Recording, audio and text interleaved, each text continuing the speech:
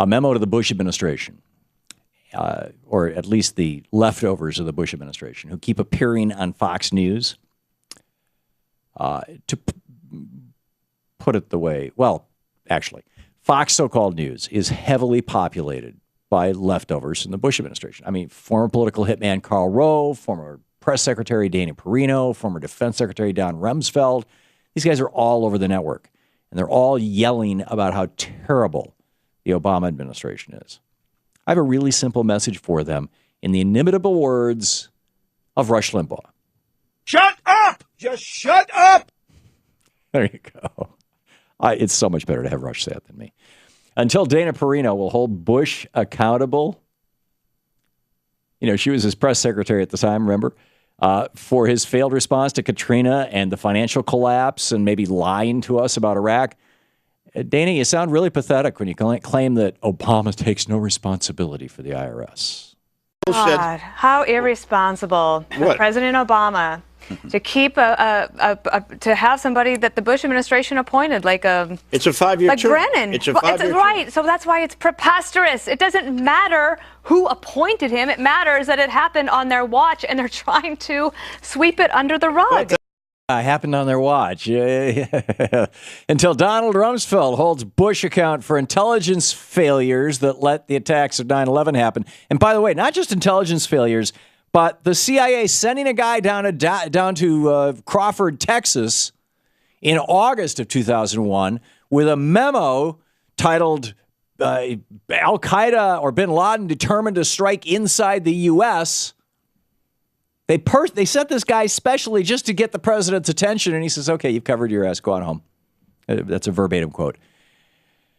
And sent the guy back. And then Bush said, you know, guess what? I'm going to go on the longest presidential vacation in the history of America. I'm not going back to Washington, D.C. until I decide to. And I don't know when that's going to be. And so he stayed in Crawford for another week and a half, 2 weeks. He was like down there 3 weeks. And then he decided, okay, the presidential vacation time was way expired. And no attacks had happened yet. And so he said, well, where can I go in the United States? Let's see. I'll go to Florida. My brother's the governor there. His brother locked down the state, you know, high security, all that kind of stuff. And George Bush waited there for what, you know, I think was the attack he knew was coming. I don't think that he knew the details of what was coming. I think he was frankly astounded and horrified by the magnitude of what came. But he knew an attack was coming. And he could have done something about that. And in fact, you know, had he sent out a directive back when the CIA went and told him what was coming, that the CIA should talk to the FBI, they had like 3 or 4 of these guys that they were actively surveilling. They could, 9/11 could have been stopped. So anyhow, until Rumsfeld, until he takes some level of accountability for the intelligence failures that let the attacks of 9/11 happen and the lies that were told to us about Iraqi WMD, Rumsfeld, you can't really be taken seriously when you complain that Obama should be held responsible for slow Benghazi intelligence. I mean, it wasn't even that slow. A few weeks maybe. At least Obama was cautious. Bush should have tried being cautious instead of charging us into Afghanistan and Iraq without even having proper body armor, much less without having a declaration of war or any good legal justification. But here's what Rumsfeld was going off on. It was a terrible tragedy, and people lost their lives, and the way it's been handled since then has compounded the problem, because the first rule of something like that is to gather the facts and then inform the American people. Tell them the truth. Yeah. Don't we deserve the truth, don't we? Indeed. Well, in our system, we have to do. Right. There's no question. But the narrative that was put out after the fact, days after the fact, weeks after the fact, was not true. Was false. Yeah, right. These are all, by the way, from yesterday on Fox News. Until Karl Rove holds himself and Bush responsible for politicizing the Department of Justice, firing U.S. attorneys who refuse to participate in political prosecutions, and spending all their time looking for non-existent voter fraud cases, and for shamefully targeting Don Siegelman. Carl, you really shouldn't be complaining about the apparently political choices of the IRS.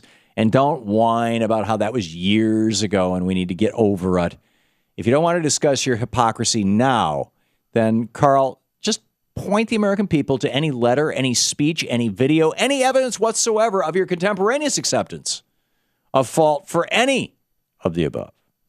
But until you do, don't expect any of us to take you or Fox So-Called News seriously in any way. Here's what Carl had to say last night. We'd have every major liberal newspaper in America calling for an investigation, hinting at impeachment. It'd be leading the evening news. We'd have every group that had liberal or progressive tendencies demanding answers and marching on the White House, and leaders of Congress, Democrats in Congress, demanding to have answers. I mean, it'd be a nightmare at the Bush White House had this been done on our watch.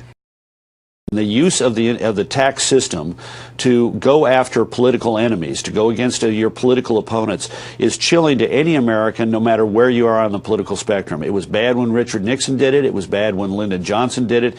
It would be bad if some bureaucrat in Cincinnati did it.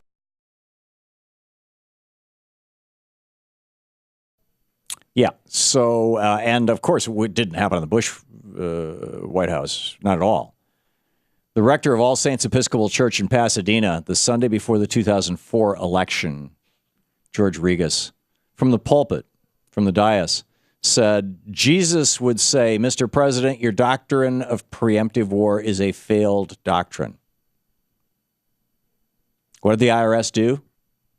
They immediately threatened to pull the tax-exempt status of this church, this progressive church.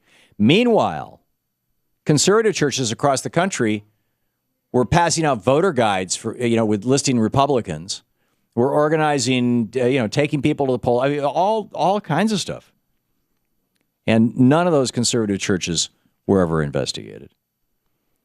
There were two large conservative churches in Ohio that were so directly involved in John Kasich's gubernatorial campaign, they were flying him around on church planes. These are big enough churches to have their own planes. They were never investigated. The Living Word Christian Center, conservative church in Minnesota, whose pastor literally endorsed Michelle Bachmann from the pulpit, the IRS closed an audit immediately without any action. The IRS targeted the NAACP right after they condemned President Bush for refusing to come speak to them just before the election of November 2004. And this right-wing group called Public Interest Watch that was funded almost entirely by ExxonMobil was able to get the IRS to start an investigation of Greenpeace, a group critical of ExxonMobil. So, yeah, politicization of the IRS appears to have happened during the Bush years. If it is happening during the Obama years, that's a bad thing. But it certainly happened during the Bush years. Nobody looked into it. Adam Smith, or Schiff, I think his name is, Congressman. I'll give you the details after the break, actually. He was talking about this back in 2005, 2006. We'll be right back. This is the Thom Hartmann Program. And by the way, liberal groups actually are involved in social welfare, and conservative groups generally aren't.